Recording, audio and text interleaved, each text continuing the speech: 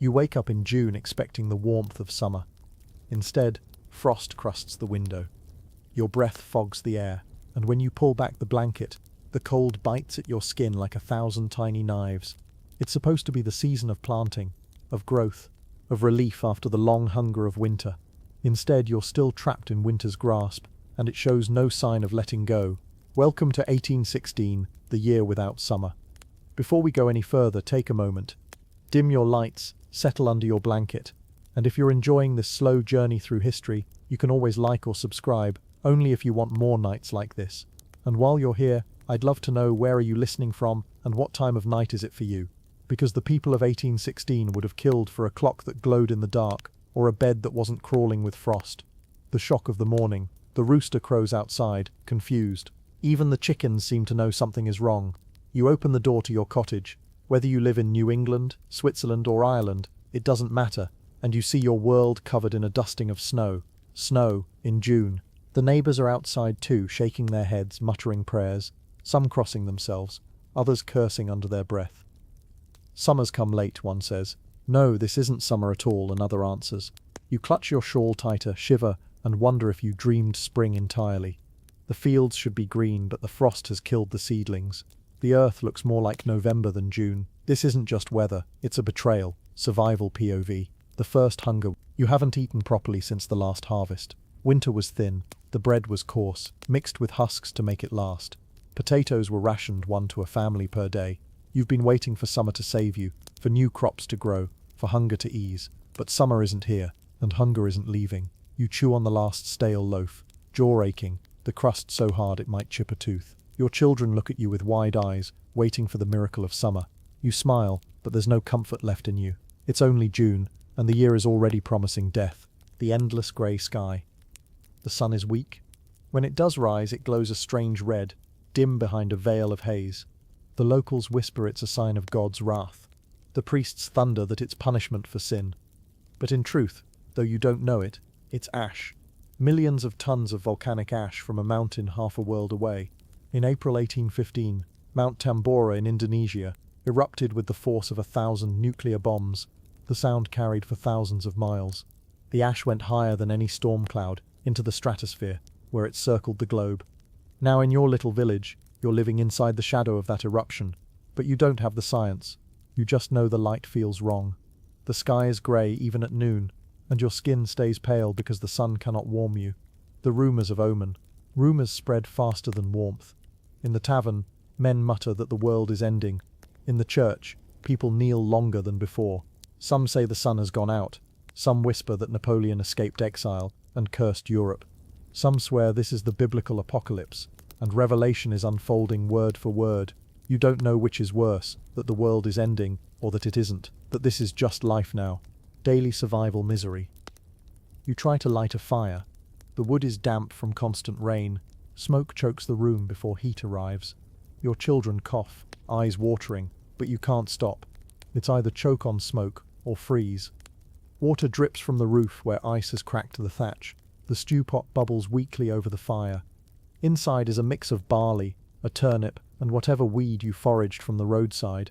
It smells like grass, and it tastes worse. And still, you are grateful, because by autumn, you'll be fighting rats for scraps. The global stage, seen from your door. You don't know that half the world is shivering like you. That in Switzerland, Byron and Shelley stare out at the same grey skies. That in China, rice fields have withered under the same strange cold. That in Bengal, starving families gather by muddy rivers. You don't know that North America is about to see snow in July, frost in August, and starvation that drives whole towns westward in search of food. From your perspective, the world is simply broken. Why you wouldn't survive. The truth is, you wouldn't last long here. Not with the food you're used to. Not with the comfort of your thermostat and grocery store. You'd collapse the first time you chewed sawdust bread. You'd give up the first time you woke up to frost on your blanket in June. The people of 1816 didn't thrive. They clung to life, teeth gritted, bellies hollow, hope slipping like smoke through their fingers. And you, in your sandals and modern softness, you wouldn't survive a week. Closing the first chapter. The year has only just begun, and already it feels endless.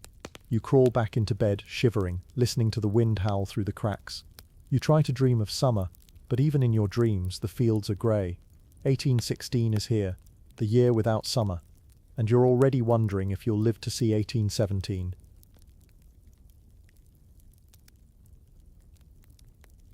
The grey days stretch on. Days pass, weeks, and the frost never lifts. Every morning, the same ritual. You step outside, breath curling in June air, and find the fields still dead. Every night you crawl under your blanket, shivering, stomach grumbling. The seasons are broken, and no one can explain why. Some say it's divine wrath. Others whisper of witches. Many insist the sun is dying, and you, sitting in your cottage with your hard bread and smoky stew, feel the terror gnawing at your bones. What if they're right? But the truth, the real truth, is stranger and bigger than anything you could imagine. A mountain explodes half a world away. 1 year earlier, in April 1815, the earth tore itself open. Far away, on an Indonesian island you've never heard of, a mountain named Tambora erupted. Not just a little puff of smoke. Not like the polite volcanoes that Europeans had occasionally seen. This was the most powerful eruption in recorded history.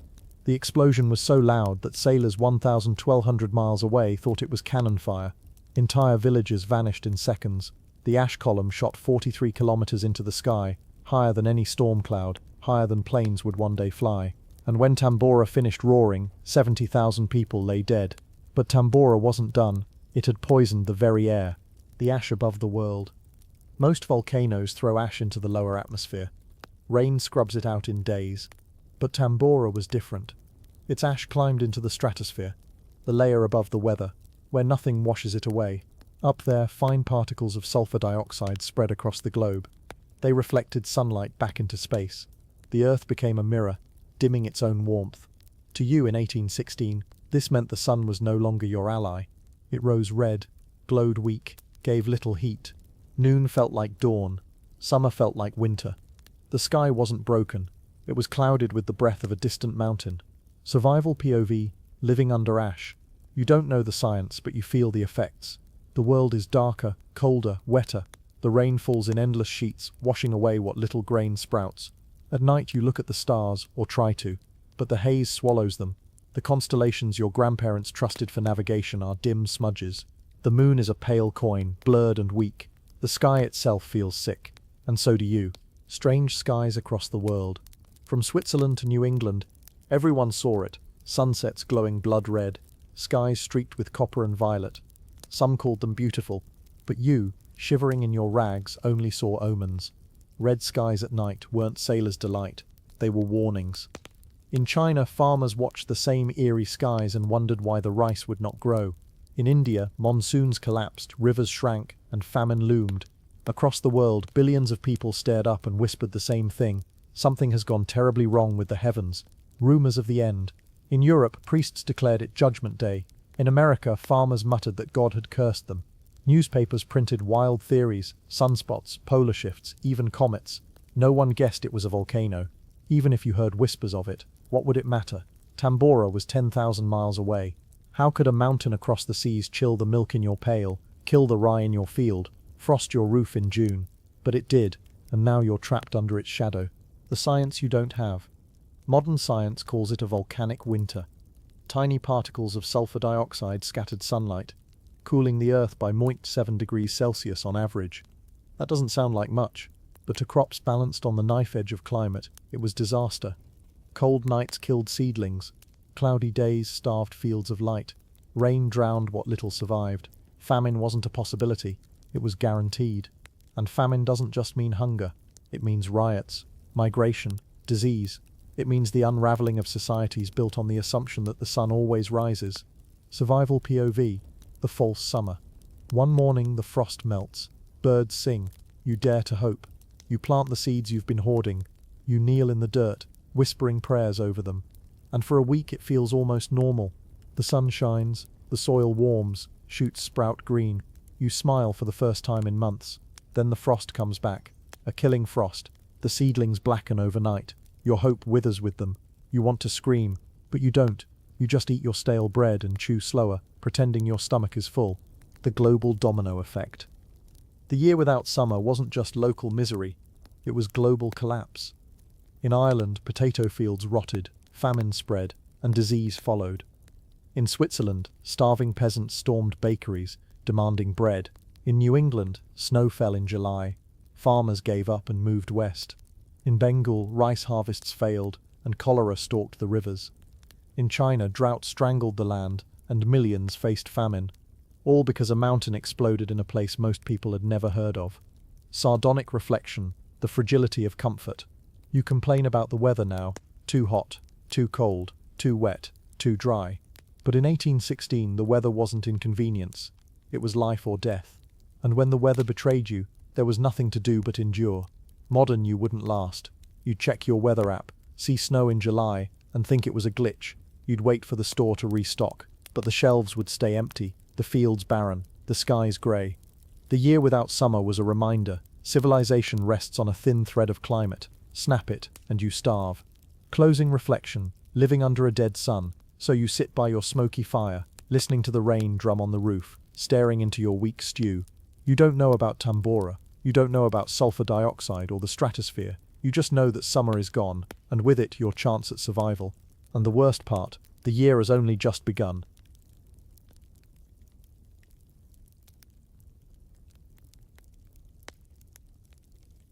The fields that betray you.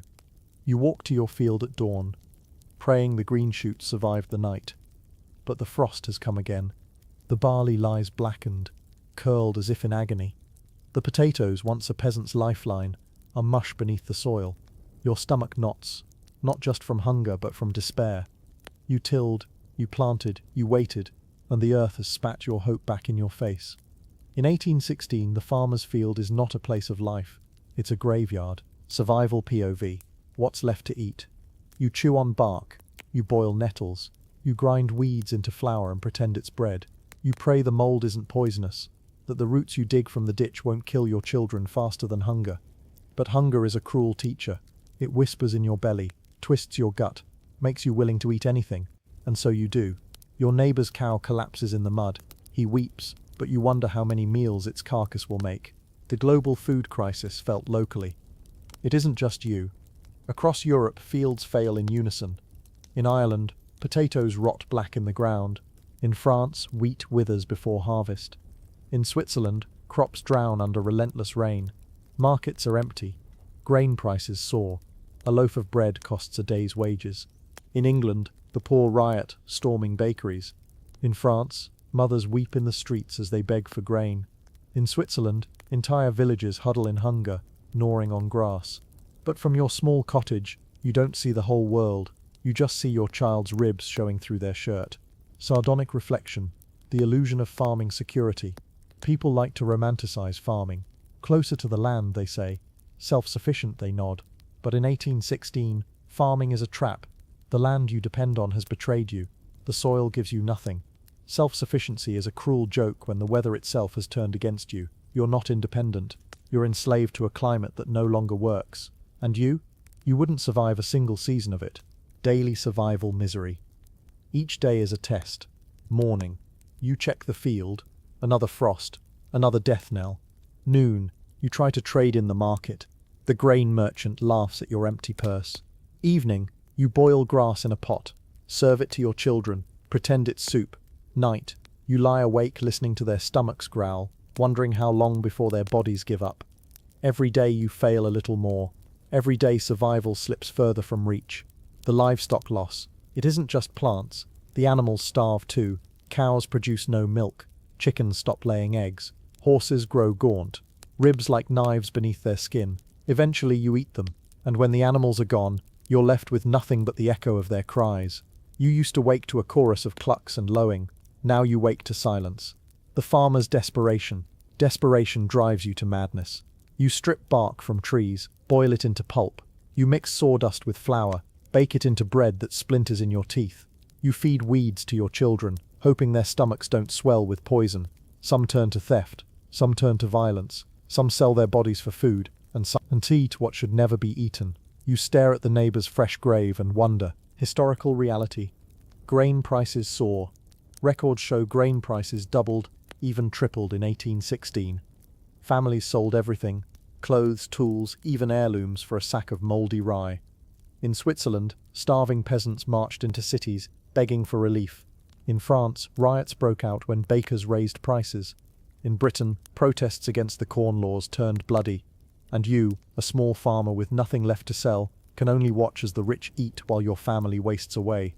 Survival POV, trading desperation. You drag a bundle of rags to market, hoping to trade for food. The merchant sneers. He offers a crust of bread for your last good shoes. You hand them over. That night, your children eat, but tomorrow, you walk barefoot through frost. Every trade makes you weaker, every choice cuts deeper, and still, you cling to life. Symbol of collapse. The empty granary. The granary once held the hope of survival. Bins of rye, sacks of oats, barrels of potato. Now it is echoing wood and dust. You run your hand across the empty boards, feel the splinters, and know the future is gone. When the farmer's granary is empty, the family's grave is waiting. Sardonic reflection. Romantic farming dreams. Modern, you might dream of going off-grid, raising chickens, planting vegetables, living simply. But in 1816, simplicity means death. Your chickens starve, your vegetables rot, your land mocks you with every empty row. You wouldn't survive a harvest season, much less a year. Closing reflection. Collapse in silence. By the end of summer, the fields are bare, the barns are empty, the children are hollow-eyed. You sit on the fence post, staring at a world that no longer grows food. The silence is louder than the rooster's crow, louder than the market's shouts. The farmer has collapsed, and you, like everyone else, are just waiting your turn.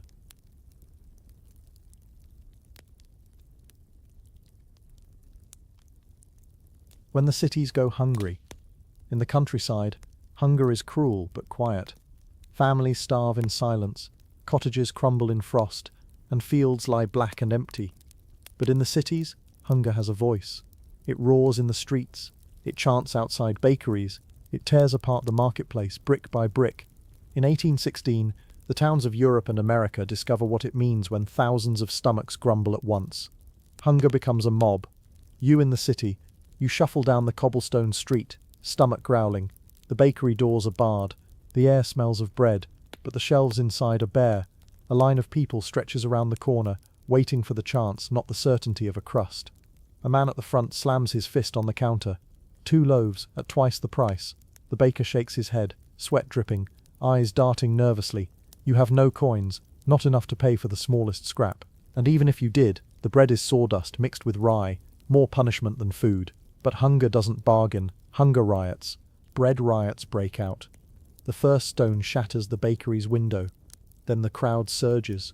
Women scream, children push forward, men grab at whatever crumbs fall. The baker retreats into the back room. Guards arrive, swinging clubs, but the mob doesn't scatter. Hunger is stronger than fear. You're caught in the press, elbow jammed into ribs, breath shallow. A hand shoves half a loaf into your arms, stale and filthy, but it's bread, and you clutch it like gold. This isn't shopping, this is survival. Historical reality, sawdust bread and cat stew. Records from 1816 show bakers mixing flour with sawdust or clay to stretch it. The loaves cracked teeth, swelled stomachs, poisoned some. Cats and dogs vanished from the streets, not because they fled, but because they were eaten. Pigeons too. Anything with meat became a meal. In France, women boiled nettles into soups. In Switzerland, families boiled straw for broth. In Germany, starving crowds shouted bread or blood outside government halls. And still, the rich dined in safety, behind walls guarded by soldiers. A dinner of desperation. That night you huddle in a cramped apartment. The bread you scavenged tastes of dust and bitterness. You break it into 4 pieces, hand one to each child, chew your own slowly, pretending you're satisfied. The neighbor knocks, he offers stew.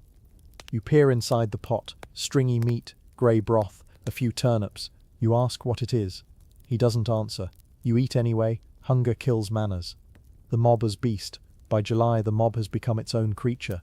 It storms warehouses, seizes carts, overturns stalls. Bakers live in fear of their own customers. Soldiers are called to keep order. In Britain, riots against the corn laws mix with hunger protests, swelling into uprisings. In France, bakeries post guards with muskets. In Switzerland, entire villages march on the cities. The mob is not evil. It is hungry, and hunger has no patience. Sardonic reflection. Modern supermarkets. Modern, you would never survive this. You panic when the grocery store runs out of milk for a day. You sigh when the bread aisle is bare. But in 1816, the shelves stay empty for months. You'd be lost. You'd pace the store, hungry, holding your reusable bag, waiting for bread that never arrives. Meanwhile, the mob outside would already have torn the store apart, and you, soft, unprepared, would be crushed in the rush. Urban disease, crowded tenements, weak immune systems, dirty water, hunger breeds disease. Typhus spreads, dysentery kills the weak. You cough in the night, feverish. Your child's lips crack with thirst, but the apothecary shakes his head. He has nothing left to sell. The hospital is full, the graveyard fuller. You live each day on the edge of the pit, symbol of collapse, the empty market. The marketplace used to bustle, stalls of cheese, baskets of apples, barrels of fish. Now the stalls are bare, the baskets empty, the barrels dry. Rats scurry where customers once walked. You wander through it, hands empty, stomach gnawing, and realize the heart of the city has stopped beating. The sound of starvation. It has a sound, starvation. The groan of an empty belly, the whimper of a child, the roar of a crowd demanding bread, the silence after soldiers fire into the mob. You hear it all in the city, and it follows you, every street, every corner. Sardonic reflection. Bread as power. Bread is more than food. It is power. He who controls bread controls the city. In 1816, the bakers, the merchants, the hoarders held life in their hands, and they didn't give it away freely. They squeezed every coin, every drop of blood before loosening their grip. You wouldn't survive here, because you'd expect fairness, and hunger has never been fair. Closing reflection. The mob sleeps hungry. At the end of the day, the mob goes home with crumbs. The baker repairs his window. The guards wipe blood from their clubs. You curl up on the floor, bread crust in hand, stomach still aching. The city does not feed you. The city starves you, loudly, violently, relentlessly. And tomorrow it will do it again.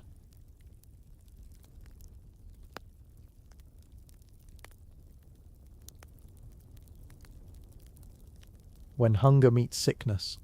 Hunger alone can kill you. But hunger rarely comes alone.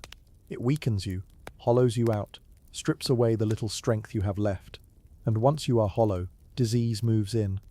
By autumn of 1816, Europe is not just starving. It is coughing, fevered, dying in waves. The cough in the dark. You wake in the night to the sound of coughing. Not just yours, everyone's. Your children wheeze. Your neighbor hacks in the adjoining wall. The streets echo with it. Your head is hot, your limbs weak. Hunger already gnaws you. Now fever joins the feast. You stagger to the basin, splash water on your face, and find your skin pale, your lips cracked, your eyes yellow. You know you will not last long, but no one does. The spread of typhus. The disease that stalks the hungry is typhus. It spreads in filth, in lice, in cramped and dirty houses. The poor, packed shoulder to shoulder in smoky tenements, are the perfect hosts. In Ireland, typhus scythes through villages weakened by failed potatoes. In Switzerland, the fever runs hand in hand with famine. In Scotland, whole towns become sick rooms.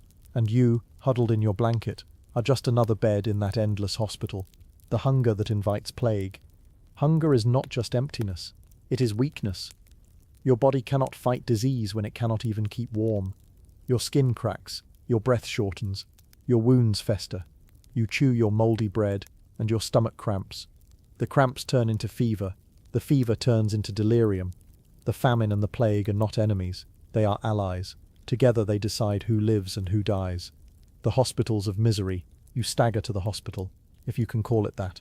A crowded church hall with straw on the floor. The air reeks of sweat, urine and rot. Corpses lie in the corners half covered. The living groan, eyes glassy, lips muttering prayers. The nurse moves between them, face wrapped in a cloth, hands trembling as she dabs sweat from foreheads. She cannot save you. She cannot save anyone. She can only watch the sick die slowly. And when your fever climbs higher, when your lips mutter nonsense, she looks at you with the same dull pity, already counting you among the corpses. Historical reality, Ireland's scourge. Historians record that in 1816-1817, famine and disease struck Ireland hardest. Potato blight, hunger and typhus killed tens of thousands. But numbers are cold. In reality, it was your cousin in the next bed, your neighbor coughing until blood ran from his nose, your child feverish, slipping away in your arms. Statistics do not cough. But people do, and the sound is everywhere. Survival POV, the funeral procession. The church bells ring constantly. Another funeral, another cart rolling through the streets with canvas-covered shapes inside. Children run behind, too numb to cry. You walk in one of those processions, stomach empty, head burning, feet dragging. The priest mumbles over the grave, words barely audible above the coughing crowd. And then you go home, to cough, to wait, to starve. The smell of death. It clings to everything. The alleys reek of waste because hunger has stripped even the energy to clean. The houses smell of sickness, damp sweat, and rot. The churches smell of incense, trying in vain to cover the graves piling up outside. You wrinkle your nose, but soon you stop. You don't have the strength to notice anymore. Sardonic reflection. Modern hospitals. Modern, you wouldn't survive a day here. You expect clean white sheets, medicine, antibiotics, painkillers. In 1816 you get straw, prayers, and vinegar on your forehead. You'd file a complaint, you'd call a doctor, you'd demand a cure. But here, no cure exists.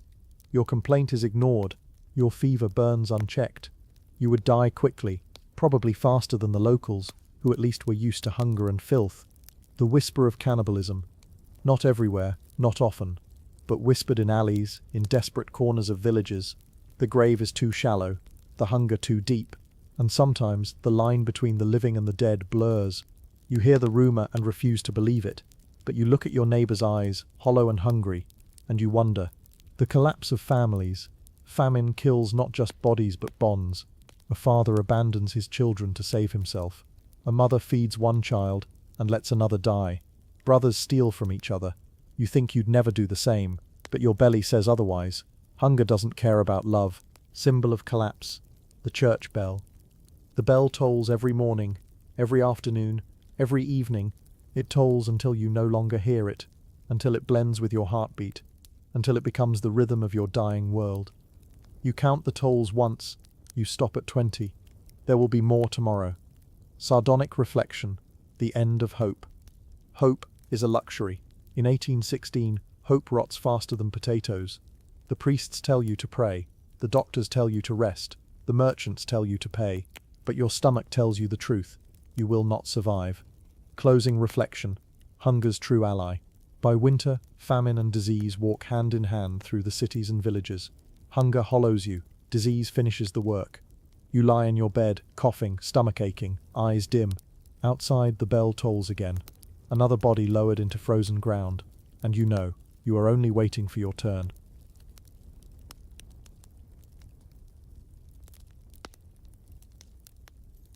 A land of promise turns bitter. You've crossed an ocean to escape famine in Europe. Or maybe you were born in New England, child of a farmer who trusted the land, who believed summer would always bring growth. But in 1816 across North America, the promise of plenty becomes betrayal. Snow falls in June, frost bites in July, August mornings kill the corn in its stalks. Fields meant to feed families turn into wastelands.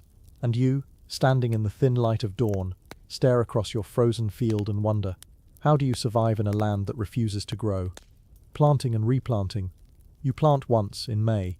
The soil is cold, but you pray it warms. Shoots appear. You dare to hope. Then the frost comes in June. The green turns black overnight. You plant again in June. Hands blistered, back breaking. Seeds precious and irreplaceable. The frost comes again in July. Your work dies twice. By August, you no longer bother. You sit on the fence, empty sack in hand, and laugh not with joy, but with the hollow sound of despair. The snow in June. New England farmers wrote of snow on their hats as they cut wood in June. Men woke to find fields dusted white, sheep shivering under blankets of frost, cow's breath steaming in icy air. In Vermont, a farmer's wife washed clothes in the river, only to find ice forming on the edges. In upstate New York, apple blossoms froze on the branch. The calendar insisted it was summer. The land insisted it was winter. The price of corn. Corn was life. It filled bellies, fed livestock, flavored bread. But in 1816, corn was murdered by the frost. A bushel that once cost $1 now cost $4. Families sold furniture, quilts, even the roofs over their heads to afford a few sacks. Some had money but no corn to buy. Others had corn but guarded it with rifles. And you, clutching your last coins, find yourself staring at an empty market barrel. the merchant shrugging as if your hunger were just another story. Migration westward. Some gave up, packed carts, hitched oxen, walked west toward Ohio, Indiana, Illinois, anywhere but here. The roads clogged with wagons, families trudged barefoot, whole towns emptied overnight. Vermont lost thousands who swore never to trust New England soil again. You join them, shoulders aching beneath your bundle.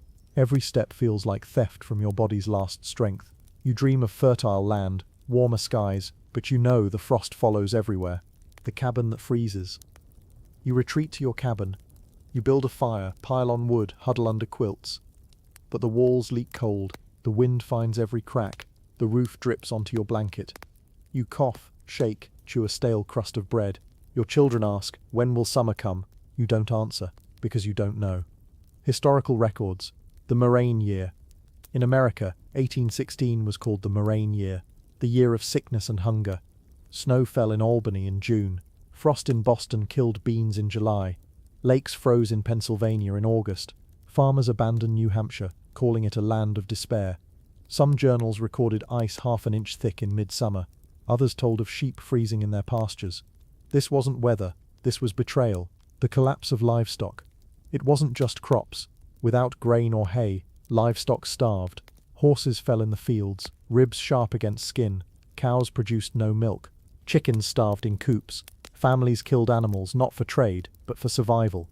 You slit the throat of your last pig, watch the blood seep into frozen soil, and weep, because you know this is the last meat you will taste this year. The shadow of disease. Like Europe, America's hunger bred illness. Dysentery swept towns. Fevers rose in cramped cabins. Malnutrition wasted children. The doctor shrugged. He had no medicine. He couldn't even find enough quinine. You sit beside your feverish son, holding his burning hand, and realize your prayers are smoke rising into cold air. Sardonic reflection. The American dream. Modern you imagines America as a land of plenty.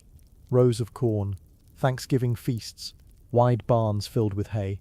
But in 1816, America is famine with frost on its lips. The land of opportunity is the land of empty fields, silent markets, and cabins filled with coughs. You wouldn't survive here, not even a month. The sound of hunger in towns. The markets no longer hum with bargaining. They howl with riots. Farmers guard barrels with muskets. Mothers scream at merchants. Children cry in the streets. You push through the crowd, desperate for a crust. You find only scraps of mouldy corn, sold for more than your week's wages. You turn away, but your stomach won't let you. You join the mob. Hunger makes you a thief. Symbol of collapse. The frozen field. Every farmer remembers it, walking into the field in July, touching corn leaves glazed with frost, snapping brittle stalks that should have been green and alive. That sight broke them more than hunger did. It was the betrayal of nature, the collapse of trust. You stand in your own field, snap a leaf between your fingers, and feel your hope crumble into dust. Survival POV, begging at the neighbor's door. You knock on your neighbor's door. He opens with hollow eyes. You ask for corn. He shakes his head. He has none. You ask for milk. He lifts his child into your arms, limp, feverish, starving. He has nothing left to share. You leave with empty hands, but heavier heart. Migration stories. The roads west were littered with broken wagons, dead oxen, families huddling beneath trees. Some reached Ohio, others didn't. A family from Vermont walked barefoot into New York, only to collapse by the roadside. Another wagon train turned back, saying the forests were too thick, the soil too cold. Migration wasn't escape, it was gambling, and most gamblers lost. Sardonic reflection. Could you survive? You say you'd fight, you say you'd endure, but your fight would fade after the second frost, your endurance after the third. You'd curse the sky, you'd curse your luck, but curses don't fill your belly. By August you'd be gone, migrated, buried or mad. Closing reflection. North America's nightmare. By the time autumn comes, the frost still clings. Families starve in their cabins. Others march westward into unknown forests. The fields are silent, the barns empty. You sit at your fire, chewing bark bread, and wonder, will summer ever return? The nightmare of 1816 is not war or plague or invasion. It is silence. A silence of fields that refuse to grow, of barns that echo with emptiness, of a land that promised plenty and delivered nothing. And you, like so many others, would not survive it.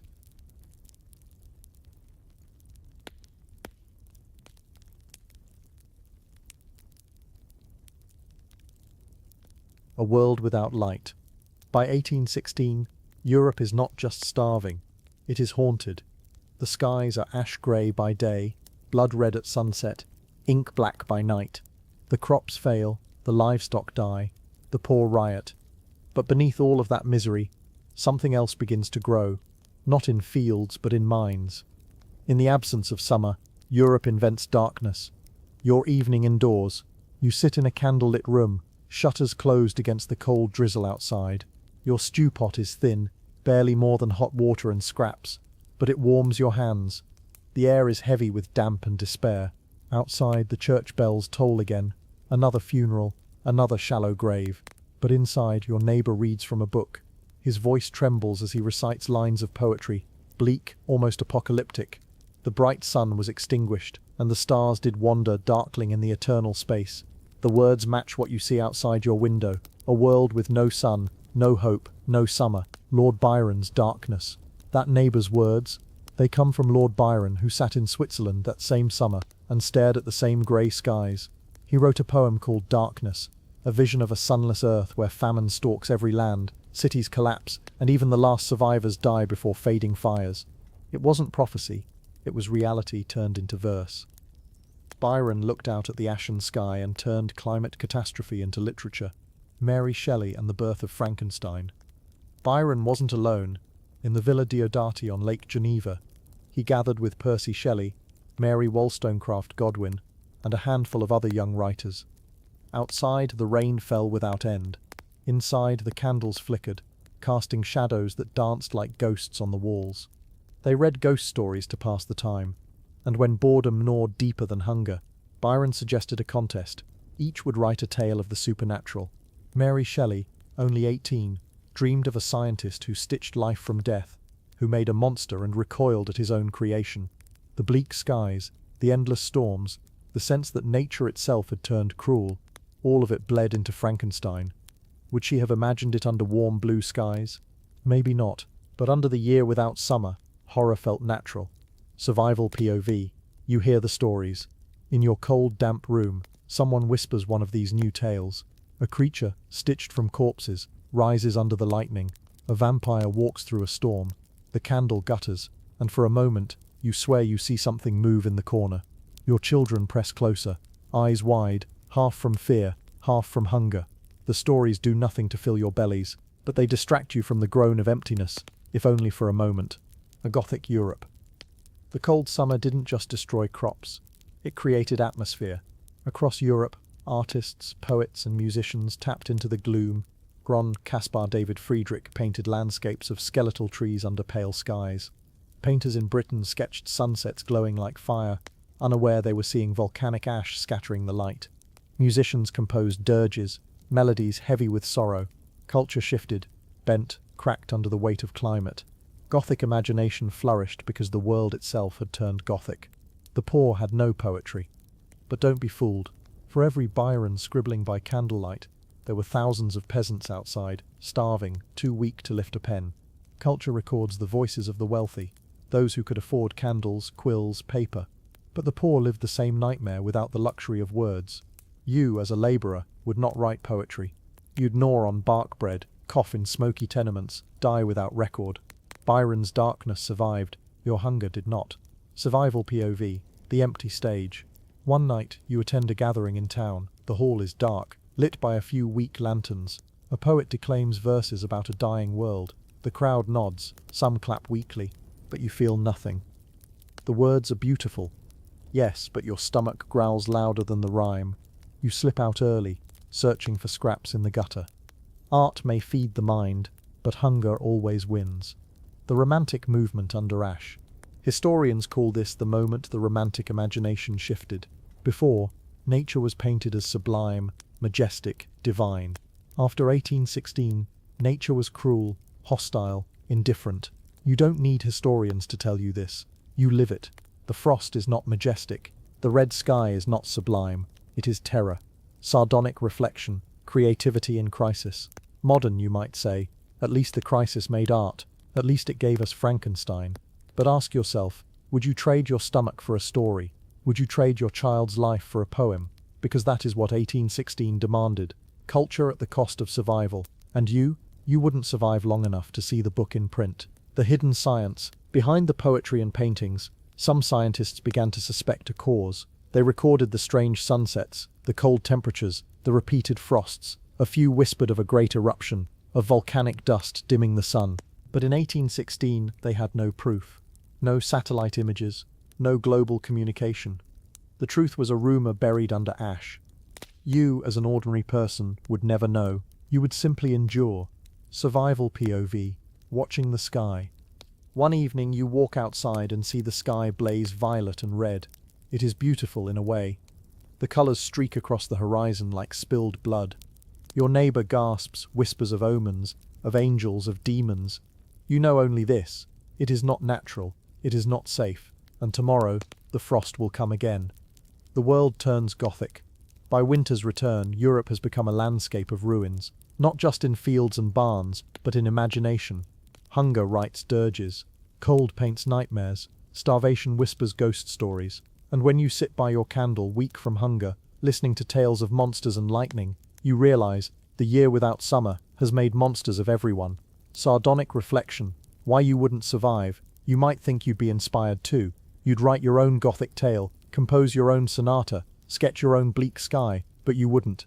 You'd be too busy coughing, starving, selling your last shoes for a crust. You wouldn't be Mary Shelley. You'd be the nameless corpse buried outside her villa. Culture records the survivors.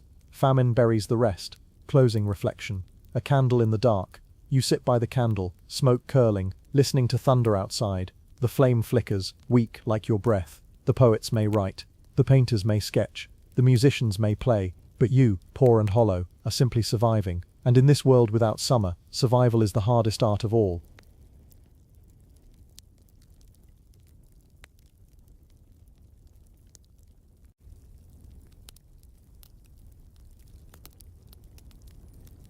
The hunger wasn't European alone. It would be comforting to think the year without summer was only Europe's problem. A cruel season in England, a failed harvest in France, a Gothic nightmare for poets by candlelight. But hunger is never polite enough to stay in one place. In 1816, famine and despair circled the globe. The volcano that darkened Europe's skies also twisted Asia's monsoons, ruined America's crops, and starved peasants in India and China. This wasn't a local crisis. It was global collapse. Survival POV. If you lived in India, you rise with the monsoon rains, except the rains don't come. The fields crack open under the sun. The rice paddies turn to dust. By June, your family digs into parched soil, looking for roots.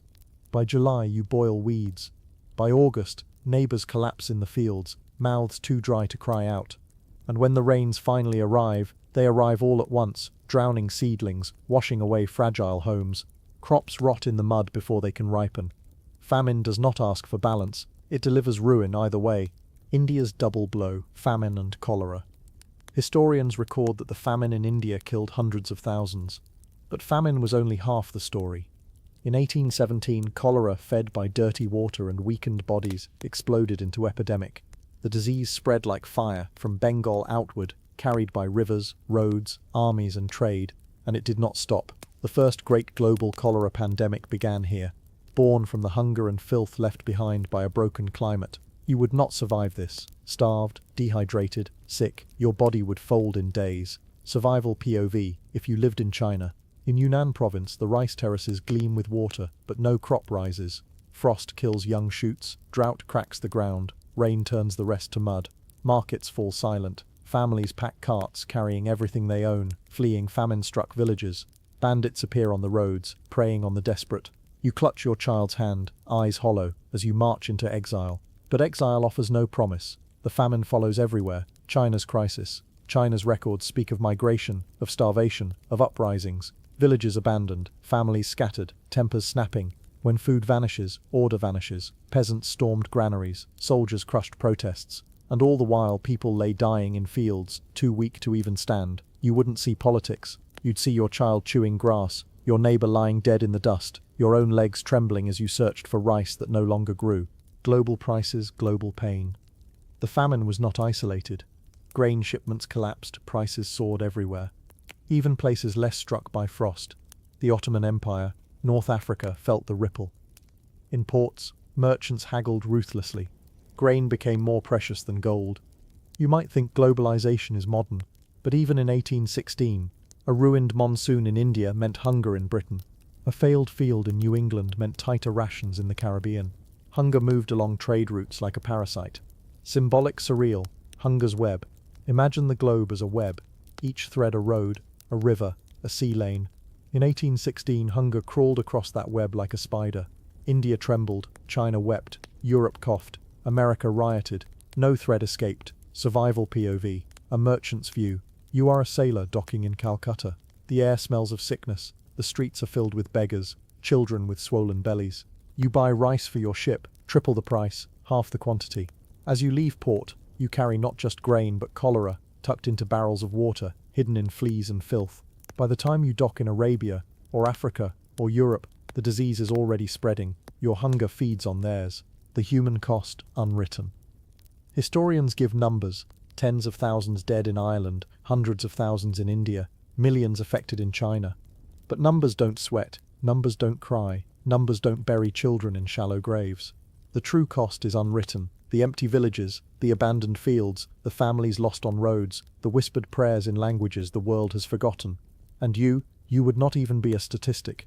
You'd be one of the countless erased from the record. Sardonic reflection, global resilience, modern you might say. We're more resilient now. We have trade, transport, storage. But look closer.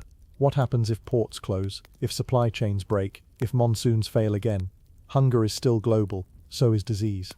The lesson of 1816 is not comfort, it is warning. You wouldn't survive then, and you might not survive now. Closing reflection, the world trembled. By the end of 1816, it wasn't just Europe shivering, it was India starving, China rioting, America migrating. The sky had dimmed, and every corner of the world felt its shadow. You sit by your fire or your empty hearth and realize there is no escape, not across oceans, not across continents, not even across years. The world itself had turned against you, and no matter where you lived, you would not survive it.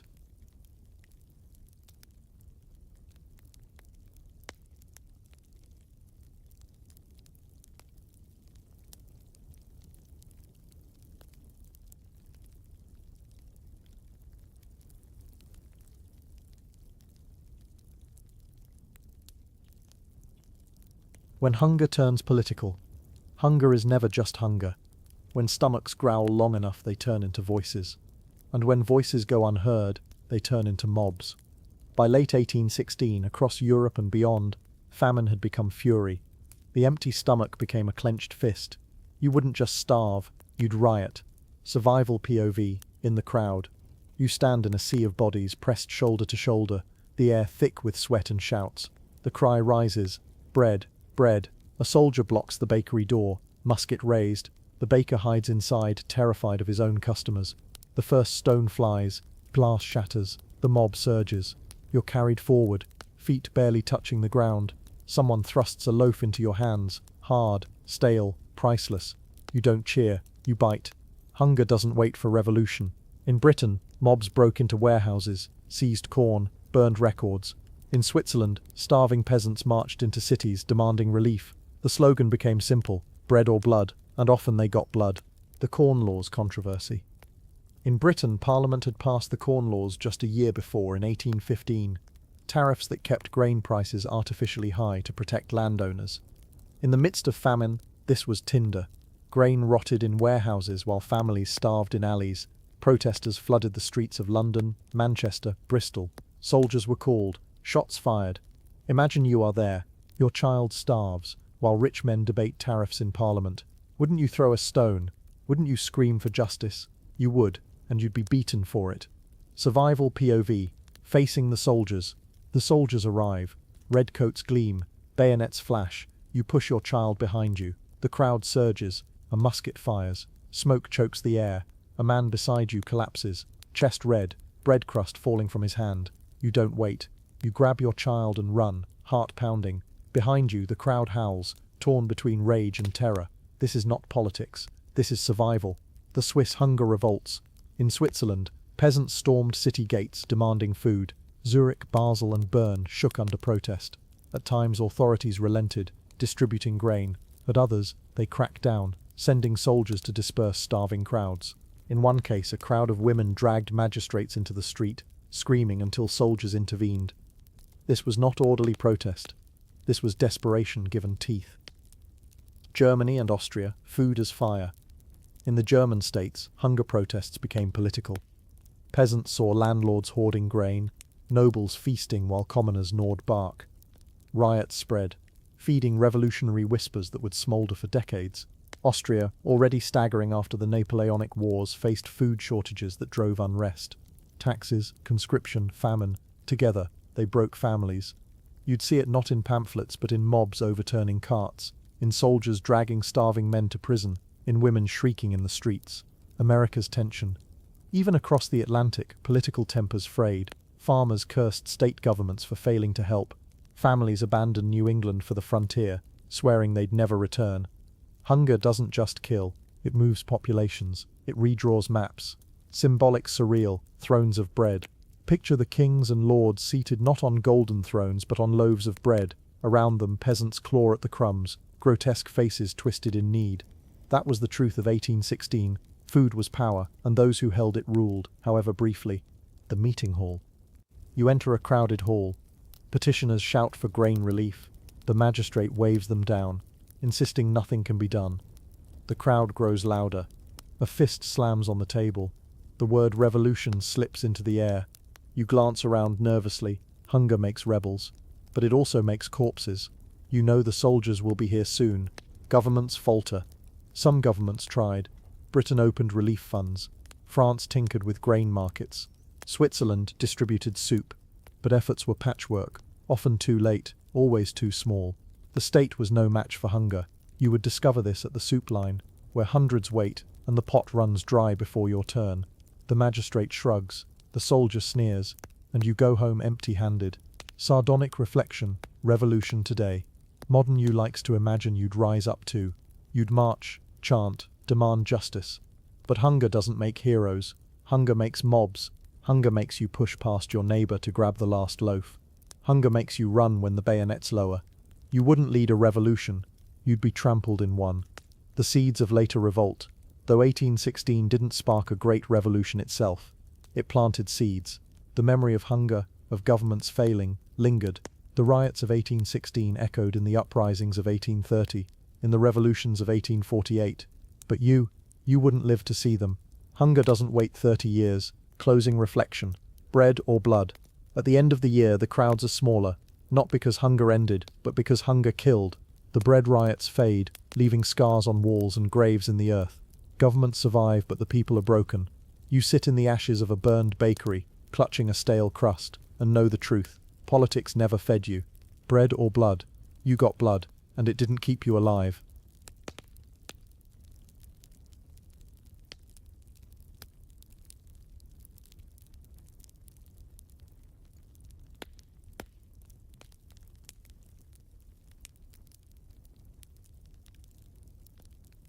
The long silence after. The year 1816 ends, but the hunger does not. Snow melts, but barns remain empty. The skies lighten, but fields do not bloom. The famine lingers into 1817. Disease follows it. Whole families are gone by spring. Villages abandoned. Roads littered with broken wagons. And you, if you've made it this far, are little more than a shadow of yourself. Thin, coughing, weak. You no longer plan for tomorrow.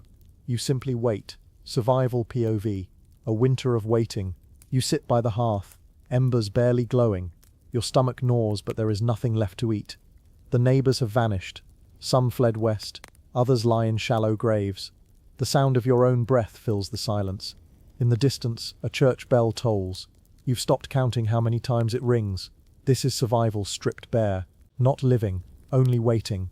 The legacy in numbers. Historians say the year without summer killed hundreds of thousands directly, and many more indirectly, through famine, disease, and migration. In Ireland, entire towns wasted away. In Switzerland, riots shook the cities. In New England, thousands abandoned their homes forever. In India, famine fed cholera, birthing a pandemic that would haunt the 19th century. The volcano in Indonesia starved Europe. Its ash dimmed skies over China. Its shadows stretched across oceans. The death toll cannot be pinned down. because so many vanished without record. Farmers who sold their last cow, mothers who starved so their children might live, children who starved anyway. The world remembers Byron's poem, Mary Shelley's Monster, Turner's Red Skies. But the countless unnamed, unrecorded, unremembered, they were the true legacy. The cultural memory, yet famine carved itself into culture. Painters captured crimson skies, poets wrote of darkness and death, musicians composed dirges that still echo with sorrow. Mary Shelley's Frankenstein rose from this storm. The Gothic mood of the century was seeded here, in skies that refused to brighten, in fields that refused to grow. And perhaps that is what humanity does best. Take suffering and call it art. Survival POV, your name forgotten. But your art would not be remembered. If you were a farmer, a servant, a weaver, no one wrote your story, no one painted your portrait. You would die quietly, your grave unmarked, your body part of the soil that failed you. You would not survive in memory, let alone in fact. The political aftershocks. Governments learned too. The riots and revolts of 1816 planted seeds for later revolutions. The Corn Law protests hardened Britain's working class.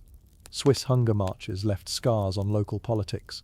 German food riots smoldered into revolutionary fire decades later.